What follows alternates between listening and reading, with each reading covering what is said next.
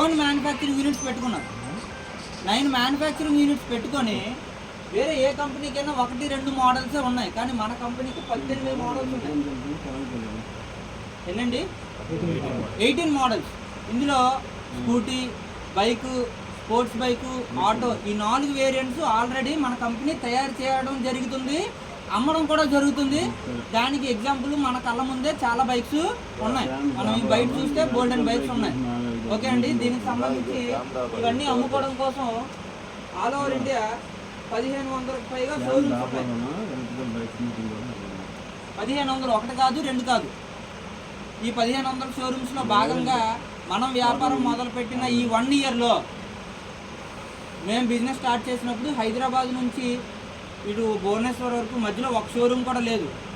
Showroom కాదు కదా, కనీసం బండి కూడా లేదు, ఎగ్జాంపుల్ చూపించడానికి కూడా లేదు. ఇప్పుడు మీరు బయట చూడంగానే 4 బైకులు కనబడుతున్నాయి. మేము బిజినెస్ స్టార్ట్ చేసినప్పుడు కనీసం ఒక్క బైక్ కూడా ఎగ్జాంపుల్ లేదు. ఈజీయా టఫా ప్రమోట్ చేయడం? ఎవరికైనా చెప్పాలంటే ముందు బైక్ తీసుకొని రారా నాయన అంటారు, అవునా కాదు?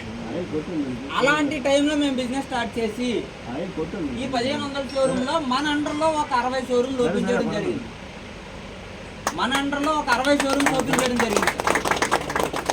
ఒక్కొక్క షోరూము 30 లక్షలు పెట్టుబడి పెట్టాలి.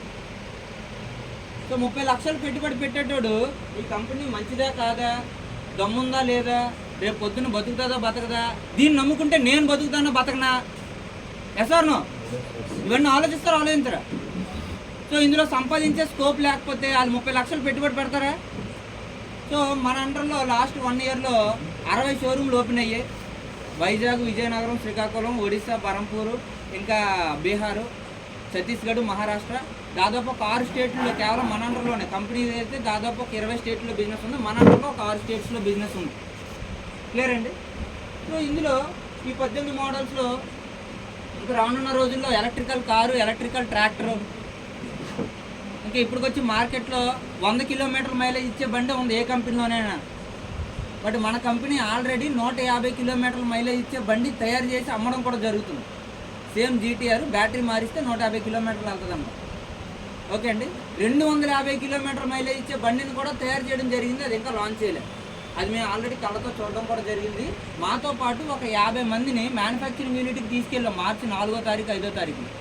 వాళ్ళందరూ కూడా ఆ బండిని చూడడం జరిగింది. అది ఎప్పుడెప్పుడు వస్తుందా అని వెయిటింగ్ చేస్తున్నారన్నమాట. క్లియర్? సో ఎంత ఫ్యూచర్ ఉన్న కంపెనీ, ఒక ఆషామాషిగా ఎవడో ఏదో అనుకొని స్టార్ట్ చేసిన కంపెనీ కాదు. దీని వెనకాతలో ఒక 2 సంవత్సరాల రీసెర్చ్ కూడా ఉన్నదన్నమాట. క్లియర్ అండి? సో ఎంత పెద్ద కంపెనీ అయినా ముందు మనకి ఏదో ఒక లాభం ఉండాలా, అవసరం లేదా? అవునా కదా సార్? నాకు లాభం లేకపోతే నేను ఎందుకు ఈ కంపెనీని ప్రమోట్ చేయాలి, మీకు లాభం లేకపోతే మీరు ఎందుకు ప్రమోట్ చేయాలి? Yes or no? సో ఈ బండి వాడడం వల్ల మనకి పర్సనల్గా వచ్చే లాభం ఏంటి? ఫస్ట్ ఆఫ్ ఆల్ చూసుకుంటే ప్రతి ఒక్క పర్సన్కి కూడా ఇప్పుడు మనందరం కూడా పెట్రోల్ బైక్స్ యూజ్ చేస్తున్నాం. ఇప్పుడు ఏం చెప్తున్నాం మనం? ఎలక్ట్రికల్ బైక్స్ యూజ్ చేయమని చెప్తున్నాం. సో మన కంపెనీ స్లోగన్ కూడా అదే, change your life, change your bike, change your life. అంటే బండి మార్చండి, 100% మీ లైఫ్ మారుతుందని చెప్తున్నాను. సిమిలర్లీ నేను నా బండి మార్చా, నా లైఫ్ కూడా మారింది. సో బండి ఎందుకు మార్చాలి? ఇప్పుడు మనందరం పెట్రోల్ బండి యూజ్ చేస్తున్నాం. ఆన్ అండ్ యావరేజ్ డైలీ కనీసం 100 రూపాయలు పెట్రోల్ కొట్టించట్లేదా సార్? కనీసం 100, అంతకన్నా ఎక్కువ కొట్టించేటోళ్ళు ఉన్నారు, కానీ తక్కువ కొట్టించేటోళ్ళు అయితే లేరు. Agree or not? సో ఈ 100 రూపాయలకి ఎన్ని కిలోమీటర్లు వస్తుంది మనకి? ఓ 30-40 కన్నా ఎక్కువ మైలేజ్ కష్టం. అదే 100 కిలోమీటర్లు తిరగాలంటే దయచేసి ఆ ఫోన్ ఎందుకంటే ఆ ఫోన్ వల్ల అందరూ డిస్టర్బ్ అయిపోతున్నారు. 100 కిలోమీటర్లు తిరగాలంటే 200 పెట్రోల్ కొట్టించాల్సిందే, రైట్? మరి ఎలక్ట్రికల్ బైక్స్ వల్ల మనకు పర్సనల్గా వచ్చే యూసేజ్ ఏంటి అంటే, మార్కెట్లో ఇప్పుడు దాదాపు 10-15 రకాల కంపెనీస్ ఉన్నాయి. ఏ కంపెనీ బండి అయినా ఒకటే సార్. సింపుల్గా చెప్తున్నా, మనకి హీరో అనే కంపెనీలో గ్లామర్ బైక్ ఉంది, హోండా కంపెనీలో షైన్ బైక్ ఉంది. ఈ రెండింటికి డిఫరెన్సెస్ ఏంటో చెప్పగలరా సార్? మీరు చెప్పండి సార్. బ్రదర్ మీరు డిఫరెన్సెస్, హీరో గ్లామర్కి, హోండా షైన్కి ఇది 100 చేసి అదే జపాన్ కంపెనీ, ఇది India company. Customer point of వ్యూలో చూస్తే మనకి ఏం కావాలి సార్? స్పీడ్, మైలేజ్ కావాలి. స్పీడ్ మైలేజ్ అయినా మనకి కస్టమర్ పాయింట్ ఆఫ్ వ్యూలో అంతే సార్. ఇంకేమైనా కావాలా సార్? స్పీడ్ మైలేజ్ రెండే. ఈ రెండిట్లో ఏమైనా డిఫరెన్స్ ఉందా ఆ బండిలో? లేదు. ఇది 125 cc, అది 125 cc. ఇది 100 స్పీడ్ వెళ్తుంది, అది 100 స్పీడ్ వెళ్తుంది. ఇది లీటర్ పెట్రోల్కి 50-60 కిలోమీటర్ల మైలేజ్ వస్తుంది, ఇది లీటర్ పెట్రోల్కి 50-60 మైలేజ్ ఇస్తుంది. Yes or no? No difference. బండి బాడీ షేప్ మాత్రమే మారుతుంది అనమాట. సిమిలర్లీ మార్కెట్లో ఉన్న ప్రతి ఎలక్ట్రికల్ బైక్ కంపెనీ కూడా లోపల ఉన్నవి అవే. అదే బ్యాటరీ, అదే మైలేజు, అదే స్పీడు, బాడీ మాత్రమే మారుతుంది. ఏంటి సార్? ఓన్లీ బాడీ మాత్రమే మారుతుంది అనమాట. మనం ఏ కంపెనీకైనా వెళ్ళండి, ఎనీ కంపెనీ. ఇప్పుడు ఆల్రెడీ బయట ఈరోజు సూర్యనారాయణ గారు కొత్త బండి కొన్నారు. ఈ బండితో కంపేర్ చేస్తే మిగతా బళ్ళన్నీ, కంపెనీ బళ్ళన్నీ దిగదూడు బ్లాక్కే. ఇంక ఇప్పుడు చిన్న చిన్న బళ్ళు ఉన్నాయి, ఆ కంపెనీలతో కంపేర్ చేసుకోవచ్చు అనమాట. మిగతా కంపెనీ ఈ బండితో కంపేర్ చేయడానికి అవకాశమే లేదు. సో ఏ కంపెనీ బండి అయినా సరే 4 గంటలు ఛార్జింగ్ పెడితే ఫుల్ ఛార్జ్ అవుతుంది. ఒకసారి ఫుల్ ఛార్జ్ చేయడానికి 2 యూనిట్లు కరెంట్ అవుతుంది. అంటే 10 రూపాయలు ఖర్చు అవుతుంది ఈ రోజు లెక్క ప్రకారం. ఒకసారి ఫుల్ ఛార్జ్ చేస్తే 80 నుంచి 100 కిలోమీటర్లు తిరగచ్చు. 80 నుంచి 100 కిలోమీటర్లు. 100 కిలోమీటర్లు ఎంత సార్ ఖర్చు అవుతుంది? ఇక్కడ అదే 100 కిలోమీటర్లు ఎంత సార్ ఖర్చు అవుతుంది? 200 రూపాయలు. ఏది బెటర్ సార్? 10 రూపాయలు. ఇందులో ఏది బెటరో చెప్పాలి అనడానికి మనం ఒక సైంటిస్ట్ అవ్వాలా, ఇంజనీర్ అవ్వాలా, డాక్టర్ అవ్వాలా? No need. Yes or no? ఏది అవ్వాల్సిన అవసరం లే. సో ఇదే 100 కిలోమీటర్లు ఇక్కడ కేవలం 10 రూపాయలతోనే తిరగచ్చు. ఈ విషయం అర్థమైంది కాబట్టే నాకు గత 4 సంవత్సరాల్లో electrical bikes count day by day పెరిగిందా, తగ్గిందా? మరి రానున్న రోజుల్లో ఇంకా పెరుగుతుంది. ఇంకా ఆ ముందుకెళ్తే ఇంకా పెరుగుతుంది. వీళ్ళందరూ ఎవరు సార్? మన చుట్టుపక్కల వాళ్ళే. సో ఈ రకంగా చూసుకుంటే ఆన్ అండ్ యావరేజ్ మంత్లీ ఇక్కడ కనీసం ఒక 3,000 నుంచి 5,000 రూపాయలు పెట్రోల్కే ఖర్చు అవుతుంది. అది ఎక్కడ savings? Yes or no? Yearly చూసుకుంటే మినిమం ఒక 36,000 నుంచి 50,000 వరకు అవుతుంది. ఇక్కడ కేవలం 3,600 మాత్రమే అవుతుంది. ఇంకా దీనికి నేను ఓన్లీ బండి పెట్రోల్లో కొట్టిస్తాను, ఇంజిన్ ఆయిల్ ఏంటంటే పని అవుతుందా? కనీసం 2-3 నెలలకు ఒకసారి మనం ఇంజిన్ ఆయిల్ మార్చాలంటే సంవత్సరానికి 4-5 సార్లు మార్చుకోవాల్సి వస్తుంది. Yes or no? ఆ లెక్కన ఒక 60,000 రూపాయల వరకు ఖర్చు అవుతుంది సంవత్సరానికి. మరి దీనికి రిపేర్ మెయింటెనెన్స్ జీరో. గల కారణం ఏంటంటే ఏ ఎలక్ట్రికల్ బైక్ అయినా సరే, ఎనీ కంపెనీ, బండి తిరగాలంటే మోటార్ కావాలి, మోటార్ తిరగాలంటే బ్యాటరీ కావాలి, బ్యాటరీ తిరగాలంటే బైక్. ఈ రెండింటిని కనెక్ట్ చేసేది కనెక్టర్, ఛార్జింగ్ పెట్టుకోవడానికి కావాల్సిన ఛార్జర్. ఈ 4 పార్ట్స్ సార్. మిగతావన్నీ నట్లు బోల్ట్లే. ఇప్పు కూడా మిగించుకోవడమే. దానికి పెద్ద ఖర్చు అవుతుందా? సో ఇందులో ఏదైనా కంప్లైంట్ వస్తే first 1 year guarantee. First 1 year ఏంటి సార్? గ్యారంటీ. 1 ఇయర్ తర్వాత ఏదైనా ప్రాబ్లం వస్తే నెక్స్ట్ 2 ఇయర్స్ సర్వీస్ ఛార్జెస్ తీసుకోరు. 2 ఇయర్స్ కంప్లీట్ వారంటీ అన్నమాట.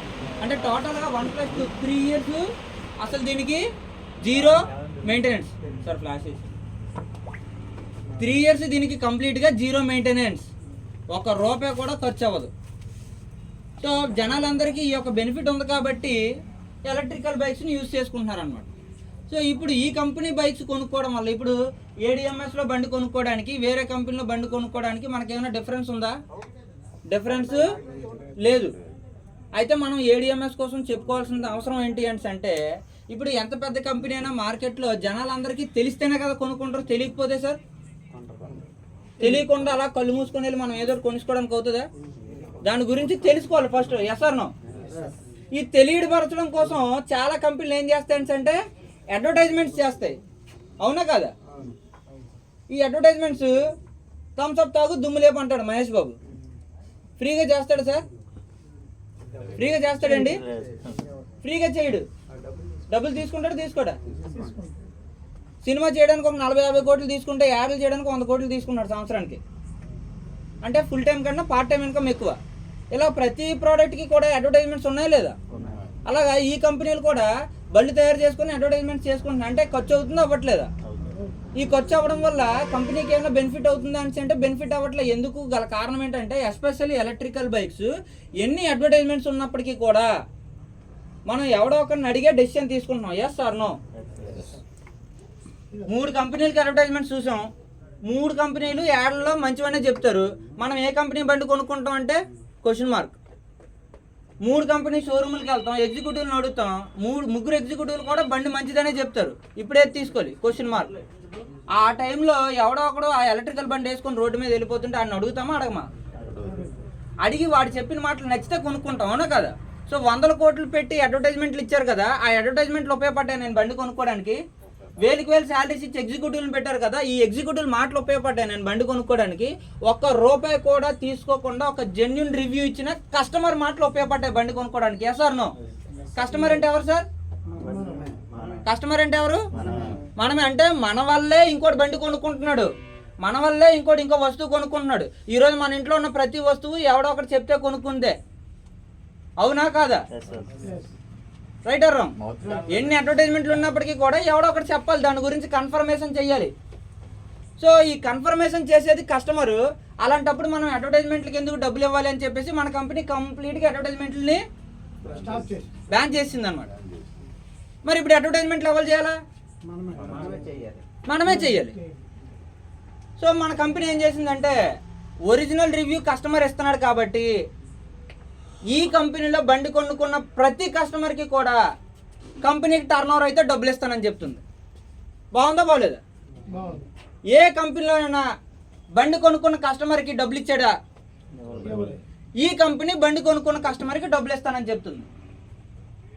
సో ఎలా అంటే ప్రతి కంపెనీ అడ్వర్టైజ్మెంట్ ఏజెన్సీల మీద ఆధారపడింది పబ్లిసిటీ కోసం. మన కంపెనీ అడ్వర్టైజ్మెంట్ ఏజెన్సీలు లేవు కాబట్టి అడ్వర్టైజ్మెంట్ చేసేది కస్టమర్లని నమ్మింది కాబట్టి ఆ కస్టమర్లకే డబ్బులు ఇచ్చేస్తుంది. బాగుందా బాగోలేదా? సో కస్టమర్కే డబ్బులు ఇవ్వాలని అంటే ఏ రకంగా ఇస్తుంది అనేది ప్లాన్ అనేది ఒక 2 నిమిషాల్లో చెప్తానండి. సో ప్లాన్ ఏంటి అంటే ఇక్కడ మనకి బళ్ళు మోడల్ని బట్టి ₹1,06,000 నుంచి ₹1,90,000 వరకు ఉన్నాయి. మోడల్ని బట్టి 1,06,000 నుంచి 1,90,000 వరకు ఉన్నాయి. కంపెనీ డబ్బులు ఎవరికి ఇస్తానని చెప్పింది? ఎవరికి ఇస్తానని చెప్పింది సార్? కస్టమర్కి. అంటే పబ్లిసిటీ చేయాలంటే ఇప్పుడు నేను బాహుబలి స్టోరీ చెప్పాలి, నాకున్న అర్హత ఏంటి? ముందు సినిమా చూడాలి. సినిమా చూడకుండా నేను స్టోరీ చెప్తానా? చెప్పడానికి నాకు రైట్స్ లేవు. Right or wrong? అలాగే మరి బండి గురించి చెప్పాలంటే ముందు నేను ఈ బండి వాడండి, నచ్చితే 10 మందికి చెప్పండి అంటుంది. ముందు బండి వాడాలంటే ముందు బండి కొనుక్కోవాలి, అవునా కదా? బండి కొనుక్కోవాలంటే మినిమం 1,06,000, మ్యాక్సిమం 1,90,000. మన ఇష్టం, మనం ఏ బండి అయినా కొనుక్కోవచ్చు. ఇప్పుడు బండి కొనుక్కోవాలంటే 1,06,000 కనీసం ఉండాలి. అన్నిటికన్నా ముందు ఈ బండి కొనుక్కోవాల్సినంత అవసరం ఉండాలి. ఇమీడియట్గా బండి కొనుక్కునే అవసరం ఉండాలా లేదా? అందరికీ ఉంటుందా? సో కొంతమందికి ఉంటుంది, కొంతమందికి ఉండదు. సో ఈ ఉన్నోళ్ళు చూసుకుంటే వీళ్ళ దగ్గర మరి 1,06,000 ఉంటేనే కదా బండి కొనుక్కోవడానికి అవుతుంది, లేకపోతే? సో వీళ్ళలో కూడా మళ్ళీ కొంతమందికి ఉంటుంది, కొంతమందికి ఉండదు. So majority of the time ఉండని వాళ్ళు ఎక్కువ మంది ఉన్నారనమాట. సో మనం అవకాశం ఇవ్వడం ఇంపార్టెంట్ కాదు, దాన్ని అవతల వాడుకోవడం ఇంపార్టెంట్. Right or wrong? వాడుకోలేకపోతే వేస్ట్ కదా మనం ఎంత అవకాశం ఇచ్చినాడు. సో వాడుకునే వాళ్ళు ఫైనాన్షియల్గా డెవలప్ అవ్వాలి అంటే ముందు తీసుకునేటట్టు ఉండాలి. కాబట్టి కంపెనీ ఏం చెప్పిందంటే మీరు ఇప్పుడు ఇమీడియట్గా బండి కొనేయాల్సిన అవసరం లేదు. ఇమీడియట్గా ₹1,06,000 కూడా కట్టేయాల్సిన అవసరం కూడా లేదు. అయినా సరే మనం ఈ బండి గురించి ప్రమోషన్ చేసుకొని డబ్బులు సంపాదించుకోవచ్చు. సో అదే పద్ధతిలో చాలా మంది చేశారు, డబ్బులు సంపాదించారు. ఆ పద్ధతి ఏంటని చెప్తారు. ఇప్పుడు కంపెనీ ఏం చెప్పింది అంటే ముందు ₹15,000 పెట్టి బండి బుకింగ్ చేసుకోండి అని చెప్పింది. సార్ టైం చూస్తున్నారా? 15,000 పెట్టి బండి బుకింగ్ చేసుకోండి అని చెప్తుంది. బుకింగ్ చేసుకున్నామా, మనం బండి కొనుక్కున్నామా? బండి కొనుక్కుంటే బండి వస్తుంది, బుకింగ్ చేసుకుంటే ఏమొస్తుంది? బుకింగ్ రిసిప్ట్ వస్తుంది, అవునా కదా? సో ఈ రిసిప్ట్ అఫీషియల్గా 3 months వ్యాలిడిటీ సార్. 3 నెలల వరకు మాత్రమే వ్యాలిడిటీ. అది అఫీషియల్గా 3 months వరకే పనికి వస్తుంది అని చెప్పి రాసి ఉంటుంది దాని మీద. బట్ అన్అఫీషియల్గా 12 నెలల వరకు వాడుకోవచ్చు. అంటే 365 days వరకు మనం దాన్ని వాడుకోవచ్చు. ఎక్కడ వాడుకుంటాం అంటే మన కంపెనీకి ఆల్రెడీ 1,500 షోరూమ్స్ ఉన్నాయని చెప్పాం కదా. ఈ 1,500 షోరూమ్లో ఎక్కడ కావాలంటే అక్కడికి వెళ్ళి ప్రతి షోరూంలో కూడా 18 మోడల్ బైక్స్ ఉంటాయి. మనకు నచ్చిన మోడల్ కొనుక్కోవచ్చు. కొనుక్కుందాం అనుకునేటప్పుడు మనం ఏదో బండి సెలెక్ట్ చేసుకుంటామా లేదా? ఎగ్జాంపుల్ 1,06,000 రూపాయల బండి సెలెక్ట్ చేసుకొని నేను కొనుక్కుందాం సార్ అని అనుకుంటున్నాను అని చెప్పి అన్నారు షోరూమ్ ఆయనకి. అప్పుడు మీ దగ్గర కూపన్ ఉందా సార్ అని అడుగుతాడు. కూపన్ ఉందా లేదా? ఆ కూపన్ మీరు ఇచ్చేస్తే కూపన్ వాల్యూ ఎంత సార్? 15,000. కాబట్టి ఆ 15,000 మినహాయించేసి మిగతా డబ్బులు కట్టేసి బండి తీసుకెళ్ళిపోండి అంటాడు. ఏంటి సార్? మిగతా డబ్బులు కట్టేసి బండి ఇప్పుడు మన 15,000 డడ్ అయిపోయిందా? డడ్ అవ్వలేదా? బండి తీసుకునేటప్పుడు ఉపయోగపడుతుందా లేదా? Yes or no? సో మరి 91,000 అందరి దగ్గర ఉండొచ్చు, ఉండకపోవచ్చు. అందుకని మన కంపెనీ ఏం చేసిందంటే మీ దగ్గర క్యాష్ ఉంటే క్యాష్ కట్టియండి, క్యాష్ లేకపోతే ఫైనాన్స్కి వెళ్ళండి అని చెప్పారు. సార్ ఇక్కడ అందరూ ఎవరైనా ఇప్పుడు ఆల్రెడీ కొంతమంది బండి తీసుకున్నారు, ఎవరైనా క్యాష్ పెట్టి తీసుకున్నారు సార్? అందరూ ఫైనాన్స్ పెట్టే తీసుకున్నారు, రైట్? ఈ ఫైనాన్స్ రావాలి అనుకుంటే మన Aadhaar card, pan card, 3 months bank statement ఇస్తే అందులో మన సిబిల్ స్కోర్, మనం గతంలో ఏమైనా లోన్స్ తీసుకున్నామా లేదు. ఇప్పుడు ఎగ్జాంపుల్ నేనేమో 10 బ్యాంకుల్లో లోన్ తీసుకున్నాను, ఏ బ్యాంక్కి టైంకి ఈఎంఐ కట్టట్లేదు, నాకు ఎవరైనా లోన్ ఇస్తాడా సార్? ఇప్పుడు గురుగారు బ్యాంకు 2 బ్యాంకుల్లోనే లోన్ తీసుకున్నారు, నెలకు 5,000 ఈఎంఐ కట్టాలి, 5వ తారీఖు కల్లా. తినడానికి తిండి లేకపోయినా బ్యాంక్ వాడికి ఈఎంఐ కట్టేస్తారు, ఇతనికి లోన్ ఇస్తారు ఎవరా? ఎలా చెక్ చేస్తారు అది? దాన్ని సిబిల్ స్కోర్ అంటారు. సో సిబిల్ స్కోర్ ఆధారం బేస్ చేసుకొని 50,000 రావచ్చు, 60,000 రావచ్చు, 70,000 రావచ్చు, 80,000 రావచ్చు, అసలు రాక పోవచ్చు. దట్ డిపెండ్స్ ఎవరి మీద ఆధారపడి ఉంటుంది? కస్టమర్ యొక్క సిబిల్ స్కోర్ మీద ఆధారపడి ఉంటుంది.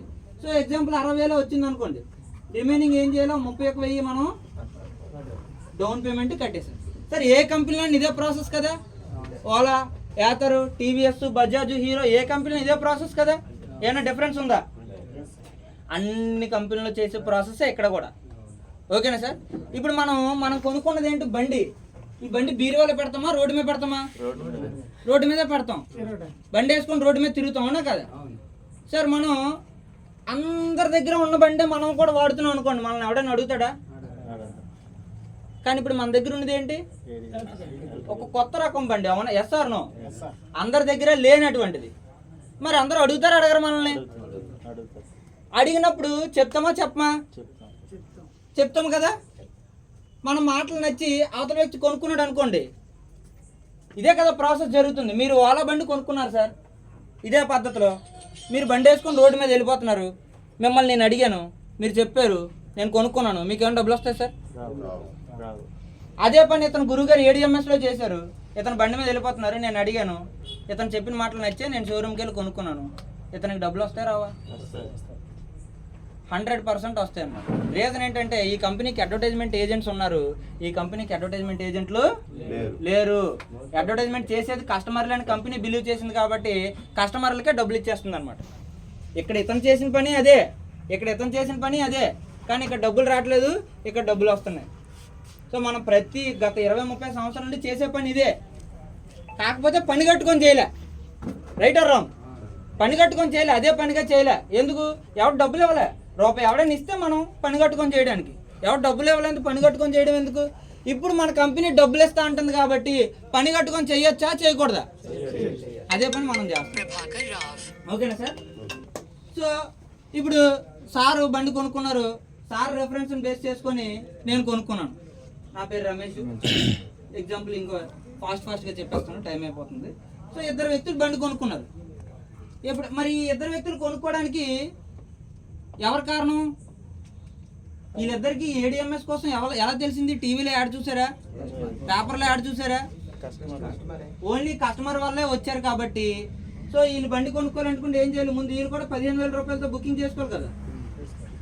మరి వీళ్ళు కూడా బండి 3 నుంచి 12 నెలల్లో ఎప్పుడు కావాలంటే అప్పుడు తీసుకోవచ్చు. Right or wrong? సో వీళ్ళు కూడా టైం ఉన్నది. వీళ్ళు బండి ఎప్పుడు తీసుకుంటారు అనేది అనవసరం. ఈ కస్టమర్ ఇక్కడ లాక్ అయిపోయారా లేదా?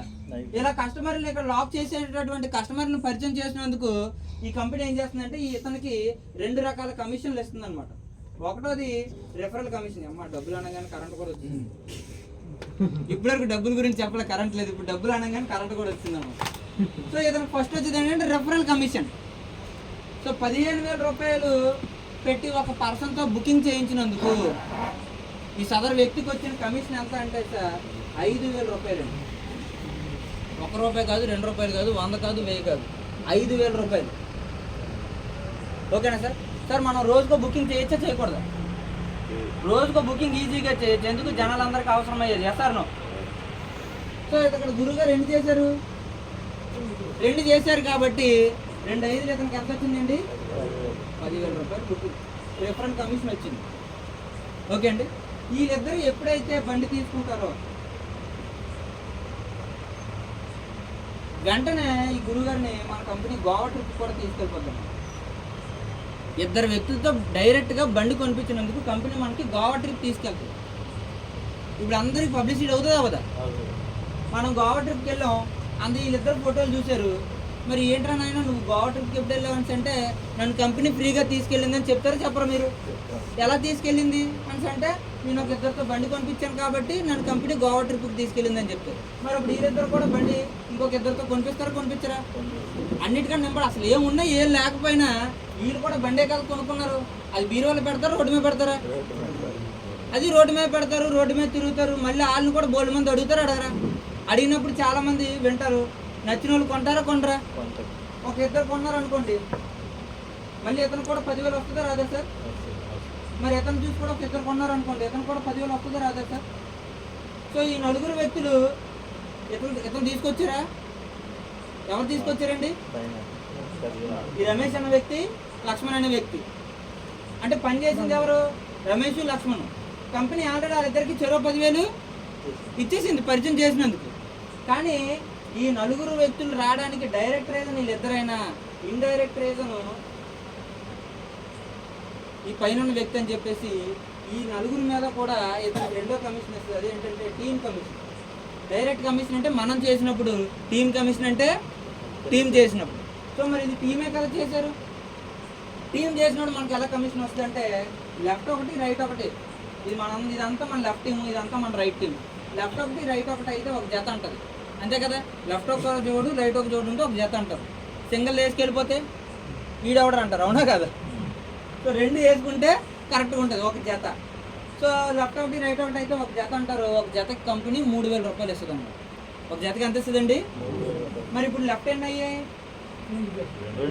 రైట్ ఎన్ని అయ్యాయి? 2. ఒకటి ఒకటి కలిపితే ఒక జత, 2 2 కలిపితే 2 జతలు. జతకి ఎంత ఇస్తాను కంపెనీ? 3,000. అంటే మన ఇన్కమ్ ఎంత ఇక్కడ? 6,000. సో ఈ 6,000 సార్ మీరు పని చేస్తే వచ్చిందా, పని చేయకపోతే వచ్చిందా? పని చేయకపోతే వచ్చింది అనమాట. పని చేసి 1,00,000 రూపాయలు వచ్చినా మనకు సాటిస్ఫాక్షన్ ఉండదు. ఏ పని చేయకుండా ఒక 10,000 వస్తే హ్యాపీయే కాదా? దాన్ని డెవలప్ చేస్తామా డెవలప్ చేయమా? డెవలప్ చేస్తామా చేయమా సార్? సో అలా డెవలప్ చేసాము. మరి ఎప్పుడైతే వీళ్ళిద్దరు కూడా బండి తీసుకున్నారో మరి ఇతను కూడా గోవా ట్రిప్ వెళ్తారా వెళ్ళరా? మరి వీళ్ళిద్దరు ఎప్పుడైతే గోవా ట్రిప్ వెళ్ళారో సేమ్ అదే వ్యక్తి ఇదే వీళ్ళు కూడా చేశారు అనుకోండి. సో ఇతనికి 10,000 వెళ్తుంది, ఇతను కూడా 10,000 వెళ్తుంది, ఇతనికి 10,000 వెళ్తుంది, ఇతనికి 10,000 వెళ్తుంది. ఎందుకు? ఇద్దరిని చేశారు కాబట్టి. సో ఎవరు 10,000 వాళ్ళకి వెళ్ళిపోయింది. మరి ఇతనికి ఒక 6,000, ఇతనికి ఒక 6,000 కూడా వెళ్ళిపోయింది కదా. మళ్ళీ ఇదంతా మన టీమే. మనకి లెఫ్ట్ ఎన్ని, రైట్ ఎన్ని? 4 4 కలిపితే 4 జతలు, అంతే కదా? జతకు 3,000 ఇస్తానని చెప్పింది. అంటే మన ఇన్కమ్ ఎంత అండి ఇక్కడ? 12,000. సో అలాగా ఏదో ఒక రోజు ఈ టీం అంతా ఓ 10 అవుతుంది అవదా? ఈ టీం అంతా కలిపి ఇంకో 10 అవుతుంది అవదా? Yes or no? సో 10 10 కలిపితే ఏంటి? 10 జతలు, అవునా కదా? జతకు 3,000 చొప్పున మన ఇన్కమ్ ఎంత అండి? 30,000. ఈ 30,000 రూపాయల ఆదాయంతో పాటు సార్ మీ ఇంట్లో ఉన్న వస్తువులన్నీ మీరు కొనుక్కుంటూ వచ్చి ఎవరైనా గిఫ్ట్ ఇచ్చారా? ఎవరింట్లోనైనా ఏదైనా వస్తువు అంటే మరి 100 రూపాయలు 200 కాదులేండి, ఫంక్షన్లు అయినప్పుడు వచ్చేవి కాదు, పెద్ద వస్తువులు, చెప్పుకోదగ్గ వస్తువులు ఏమైనా గిఫ్ట్ వస్తాయా? ఏవి రావు కదా. బట్ ఇక్కడ కంపెనీ ఏం చేస్తుందంటే ఈ 30,000 రూపాయల ఇన్కమ్తో పాటు ఒక 32 ఇంచెస్ ఎల్ఈడి టీవీ కూడా కంపెనీ ఫ్రీగా ఇస్తుంది. 32 ఇంచెస్ ఎల్ఈడి టీవీ కూడా మన కంపెనీ ఫ్రీగా గిఫ్ట్గా ఇస్తుంది. సో ఇలాంటి గిఫ్ట్ లాస్ట్ 1 ఇయర్లో మేము బిజినెస్ స్టార్ట్ చేసిన దగ్గర నుంచి ఈ రోజు వరకు 320 మంది తీసుకున్నారండి. 320 మెంబర్స్. అంటే 320 మంది తీసుకున్నారంటే అర్థం ఏంటి? ఈ 320 మంది కూడా లెఫ్ట్ 10 రైట్ 10 చేసి 30,000 రూపాయలు సంపాదించిన వ్యక్తులు అనమాట. అంటే ఈ 320 మంది కూడా 50,000 రూపాయల పైన సంపాదించారు. సంపాదించగలిగారంటే అర్థం ఏంటి, పబ్లిక్ అనేది యాక్సెప్ట్ చేశారు కాబట్టి, లేకపోతే అవుతుందా? సో మరి ఏదో ఒక రోజు ఈ టీం అంతా 20-20 అవుతుందా అవుదా?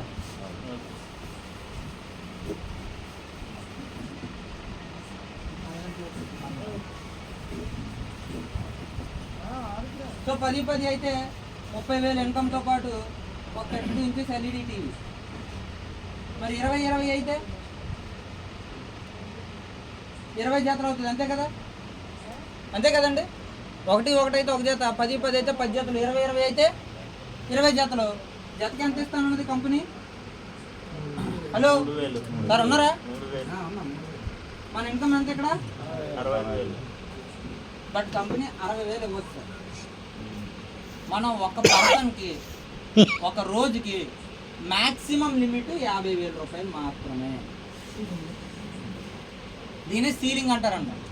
ఇలాగ ఇచ్చుకుంటూ పోతే ఏమవుతుంది అంటే కంపెనీ ఆర్బీఐ కన్నా పెద్ద అయిపోద్ది. సో అందుకని క్యాపింగ్ అనేది పెడతారు. ఒక పర్సన్కి మ్యాక్సిమం 50,000 మాత్రమే ఒక రోజుకి. అంటే మరి 30 అయితే ఎంత అవుతుంది సార్? 30 జతలు 30 × 3,000 మనకి ఎంత రావాలి? 90,000 రావాలి. కానీ అప్పుడు కూడా ఎంత ఇస్తుంది? 50,000 మాత్రమే ఇస్తుంది. మరి 100 అయితే 3 లక్షలు ఇవ్వాలి, కానీ 50,000 ఇస్తాం. మరి అప్పుడు ఇన్కమ్ని పెంచుకోవచ్చా పెంచుకోకూడదా? మనం పెంచుకోవాలంటే ఏం చేయాలంటే ఇలాంటిదే ఇంకొక ఐడియా వేసుకోవాలన్నమాట. ఇలాంటిదే ఇంకొక ఐడియా వేసుకొని దాని మీద కూడా మనం ఇన్కమ్ని డెవలప్ చేసుకుంటూ పోవాలి. అలాగా నా పేరు మీద ఇన్కమ్ వస్తుంది.